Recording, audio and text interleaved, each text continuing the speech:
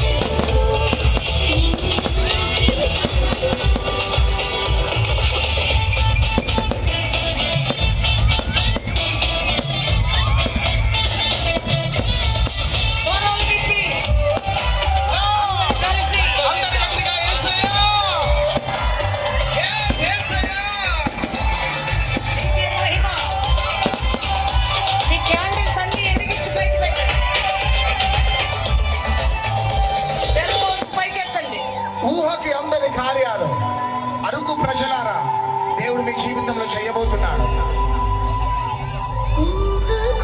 Yes yes yes అందరూ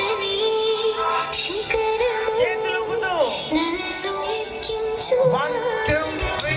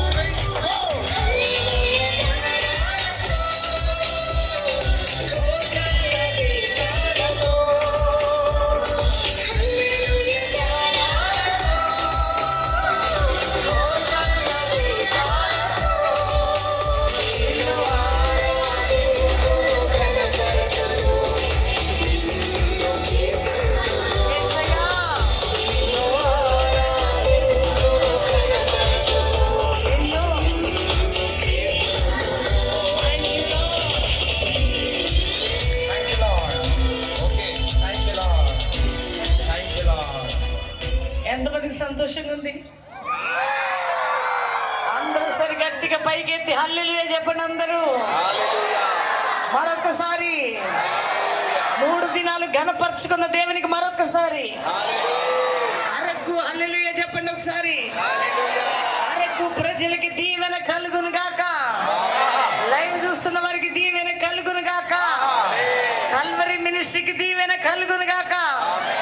జ్యోతి వలె ప్రకాశించుదుము గాక యేసు కొరకు. ఆమేన్. అందరు హ్యాపీనా? సాతాను